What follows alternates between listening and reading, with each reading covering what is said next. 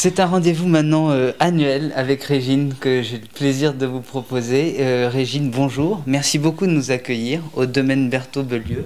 C'est pas le mien, hein. Non, c'est pas le vôtre. J'en suis la marraine. Et, oui. Et très fière d'être la marraine de cet endroit d'abord qui est magique, qui est très beau, mais surtout de ce vin qui est absolument formidable.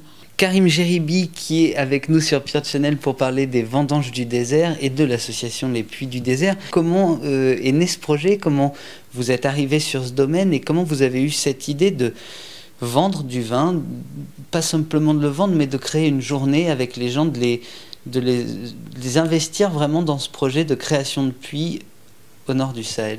L'idée était plutôt, est partie au départ, comment lier ce domaine viticole avec cette association. On était déjà impliqué avec Jean-Christophe dans cette association qui s'appelle Les Puits du désert, dont je suis vice-président, et forcément dans le domaine qui est un petit peu notre, on va dire, l'endroit où je travaille. Donc, comment lier un petit peu les deux.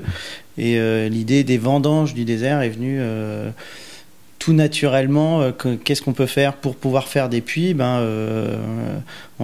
Pourquoi on vendrait pas du vin pour creuser des puits? On change le vin en eau et voilà. Beaucoup de gens qui adorent le vin et qui connaissent ce vin. Et puis en plus, c'est une soirée qui est faite tout à fait d'une façon particulière. C'est-à-dire que le matin, les parents viennent avec les enfants. Tout le monde coupe les grappes. Ce qui est un plaisir fou. Moi j'avais jamais fait ça.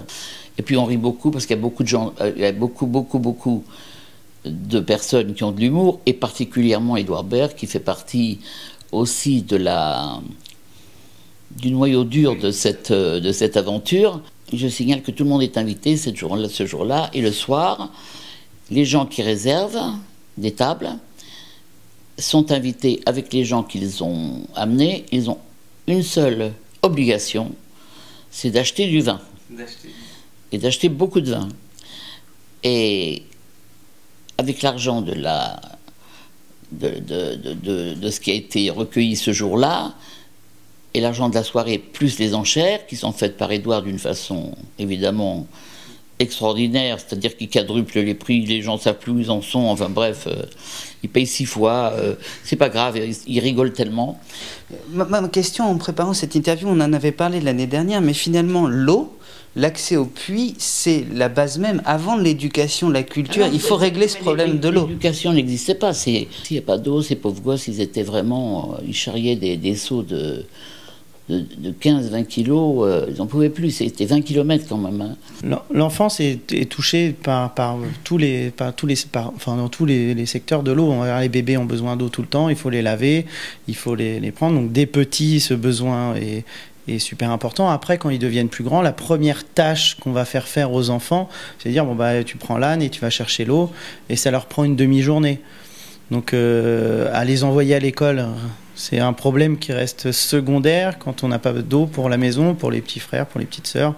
Donc ça reste la première chose simple qu'on fait faire aux enfants, et c'est une des raisons pour lesquelles il y a un problème d'éducation en Afrique. Je me demandais, est-ce que vous avez un objectif quand il y a une soirée comme ça, en termes d'argent et de puits? Parce que les puits, vous m'avez dit, vous en êtes à 170, il y a un besoin qui est de 400 puits.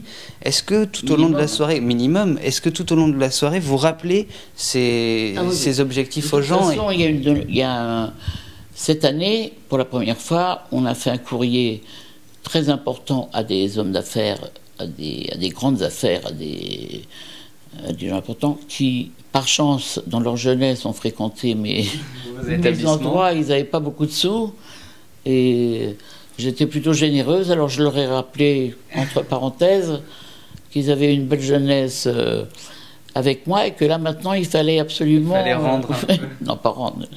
J'ai dit qu'il fallait aider les gens. Parce qu'ils m'ont aidé pour ma première association qui est née en 84, le groupe SOS, et on leur a mis le site pour qu'ils voient ce que c'est devenu, parce que c'est devenu quelque chose d'énorme. Est-ce que selon vous, ça avance bien, plutôt rapidement par rapport à vos espoirs de départ, ou est-ce qu'au contraire, vous ne mettez pas la pression, mais vous précisez aux gens qu'il y a vraiment un fort besoin d'aller plus vite? Donc on a envie que ça aille plus vite, on a envie que on est toujours dans cette pression de se dire il n'y en a pas assez, c'est pas parce qu'on en a fait qu'on n'est pas loin de 200 qu'au départ on pensait en faire juste une dizaine ou une quinzaine. Et et qu'aujourd'hui, bon, c'est vrai qu'on explose et qu'on commence à en faire pas mal, on a envie toujours d'aller plus vite, et je pense que c'est ça qui reste le moteur de cette association, que le fait de dire il manque toujours et puis il manquera toujours. Je crois que vous travaillez, je ne sais pas si c'est toujours le cas, avec une association locale qui s'appelait Tiden, en tout cas à l'époque.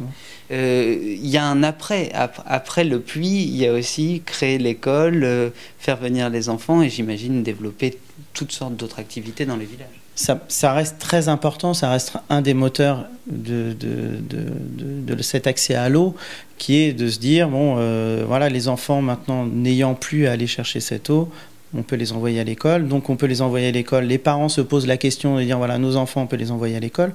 Une autre raison, c'est que on fait plusieurs types de puits. On va y avoir des puits qui servent pour la consommation d'eau directe. Il y a des puits qui sont des puits pastoraux pour les troupeaux, donc souvent qui sont des troupeaux. Beaucoup plus chers, ces puits. Ces puits sont plus chers parce que dans des régions plus reculées, donc plus profonds, souvent dans des sols assez durs à creuser, donc plus longs à faire, plus compliqués, donc plus coûteux. Après, ces puits, on va faire d'autres puits qui sont des puits maraîchers, qui sont un peu plus dans un système économique où on va créer son jardin, qu'on va pouvoir irriguer, donc on va pouvoir faire des tomates, des oignons, on va pouvoir les vendre au marché et créer une petite microéconomie autour de ces puits. Ce qui fait aussi poser la question aux parents, dire voilà, maintenant que je vends des tomates, il faut savoir combien je vais les vendre, pourquoi, à qui. Donc il y a ce besoin d'apprentissage et de formation qui dit mes enfants, moi je ne sais pas compter, je ne sais pas lire, mes enfants ils doivent compter et lire pour pouvoir vendre ce produit économique. Donc c'est une prise de conscience très importante sur juste un truc, un puits, un trou qu'on fait, et le fait de sortir de l'eau.